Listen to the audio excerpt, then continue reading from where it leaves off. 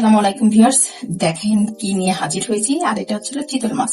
আর আমি এই চিতল মাছটা দেখেন কত সুন্দর পরিষ্কার পরিচ্ছন্ন করে নিয়েছি। আর এই চিতল মাছটা আমি রান্না করে দেখিয়ে দিব উস্ত আর আলু দিয়ে। আর আমি উস্ত আর আলুটাকে দেখেন কত সুন্দর করে একদম চিকন চিকন করে কেটে নিয়েছি। এখন আমি চুলায় চলে যাই। চুলায় আমি একটা কড়াই নিয়েছি, তেলটা অলরেডি গরম হয়ে গেছে। আমি এর ভিতরে এখানে আমি পরিমাণ মতো পেঁয়াজ কুচি নিয়েছি। আর পেঁয়াজ গুলোকে কিন্তু আমি বেশি টিকটিক করে নেই, মিডিয়াম মোটা মোটা করে কেটেছি। আমি এখন আস্তে আস্তে করে এই পেঁয়াজের মধ্যে সমস্ত উপকরণগুলো দিয়ে দিচ্ছি। আমি কাঁচামরিচ গুলোকে দিয়ে দিচ্ছি, উস্ত আর আলু গুলোকে দিয়ে দিচ্ছি। পেঁয়াজের সবজি দিয়ে খুব সুন্দর করে একটু কষিয়ে দিচ্ছি। আমার উস্তা আর পেঁয়াজ দিয়ে সুন্দর করে কষানো হয়ে গেছে। এখন আমি এর ভিতরে বাটা মশলা দিয়ে দিচ্ছি, আদা বাটা, রসুন বাটা, জিরে বাটা। এখন আমি মশলা দিয়ে সবজিটাকে উস্তাটাকে খুব সুন্দর করে একটু কষিয়ে নিচ্ছি। আর এই কষাতে কষাতে এর ভিতরে আমি শুকনো মশলাগুলোকে দিয়ে দিচ্ছি। লবণ দিয়ে দিলাম, তো ধনিয়ার গুঁড়ো দিলাম, হালকা পরিমাণে হলুদের গুঁড়ো দিয়ে দিলাম।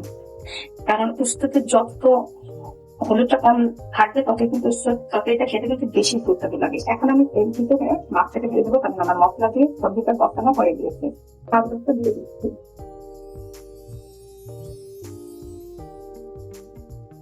এইভাবে করে উত্তর মাছটা দিয়ে আমি প্রায় 1 থেকে 2 মিনিট এটাকে কষিয়ে নেবো। অলরেডি মাছটা কষানো হয়ে গিয়েছে।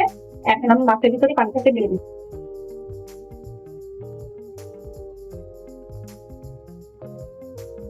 খুব ভালো করে এই পর্যায়ে নেড়ে দিতে হবে, নেড়ে চেড়ে একদম সমান করে দিতে হবে। যেহেতু আমি এই চিতল মাছটার উস্ত দিয়ে একদম ঝোল করবো না, কিন্তু একদম আবার গা মাখা চচ্চড়িয়ে করবো না, জাস্ট হালকা ঝোল, গায়ের সাথে মেখে মেখে থাকবে, এইভাবে জাস্ট হবে।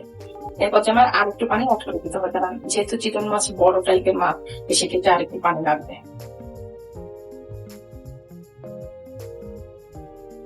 এখন আমি মাছটাকে ঢেকে দেবো। আপনারা যদি আমার চ্যানেলে নতুন হয়ে থাকেন, প্লিজ আমাকে লাইক কমেন্ট শেয়ার করবেন। আর কমেন্টস করে জানিয়ে দেবেন আমার রেসিপিগুলো আপনাদের কাছে কেমন লাগে। ইউটিউব থেকে দেখে থাকলে অবশ্যই একটা সাবস্ক্রাইব করে রাখবেন। আর ফেসবুক থেকে দেখে থাকলে একটা লাইক এবং ফলো দিয়ে রাখবেন, যাতে আমার রেসিপিগুলো আপনাদের কাছে খুব দ্রুত পৌঁছে যেতে পারে। তো আমি এই পর্যায়ে ঢেকে দিচ্ছি। পর্যায়ে দেখেন তরকারিটা কত সুন্দর বলে খেয়ে উঠছে। আর কালারটা কিন্তু খুবই সুন্দর একটা আসছে। সবসময় মনে রাখবেন যে উস্তা দিয়ে যত কম হলুদ দেওয়া যাবে, সেটা ভাজি হোক তরকারি রান্নার ক্ষেত্রে হোক, সেই উস্তা তরকারিটা কিন্তু দেখতে সুন্দর লাগে আর খেতেও সুন্দর লাগে। আর এই ধরনের তরকারি রান্নার ক্ষেত্রে কিন্তু শুকনো মরিচের থেকে কাঁচা মরিচটা ব্যবহার করা নিতাম। আমি কিন্তু এই তরকারিটা রান্নার ক্ষেত্রে কিন্তু বেশ ঝাল দিয়েছি, কারণ উস্তা তরকারিতে যত ঝাল দিবেন তত কিন্তু স্বাদটা বেশি বাড়ে। তো আমি আরো প্রায় 5 থেকে 8 মিনিট তরকারিটাকে রান্না করে নেব। তো ভিউয়ার্স দেখেন তরকারিটা পিড়ায় হওয়ার একটা ভাব এসে গেছে।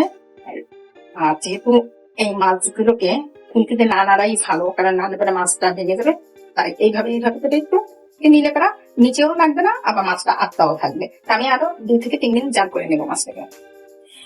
তো ভিউয়ার্স অলরেডি রান্না হয়ে গিয়েছে। এখন আমি একটু পরিবেশন করে দেখিয়ে দিচ্ছি এটা আরো কতটা সুন্দর দেখা যাচ্ছে। তো ভিউয়ার্স দেখেন মাছটা কতটা সুন্দর করে রান্না করে নিলাম। তা আমি আশা করি বাসায় আপনারা একবার জাস্ট এইভাবে ট্রাই করবেন, উস্ত একদিন এই চিকেন মাছটা, তাহলে দেখবেন যে আসলেই কতটা মজার। আর উস্তুতে কিন্তু যে কোনো মাছই কিন্তু খেতে খুবই মজা লাগে। তো আমি কত সহজেই উস্ত দিয়ে চিতল মাছটা রান্না করে দেখে দিলাম। বাসায় একবার এইভাবে ট্রাই করবেন, আশা করি খুবই ভালো লাগবে, খুবই ভালো লাগবে। তো এই পর্যন্ত আপনারা সবাই ভালো থাকবেন, সুস্থ থাকবেন। নতুন নতুন কোনো রেসিপি নিয়ে আবার সামনে হাজির হবো। আল্লাহ হাফেজ।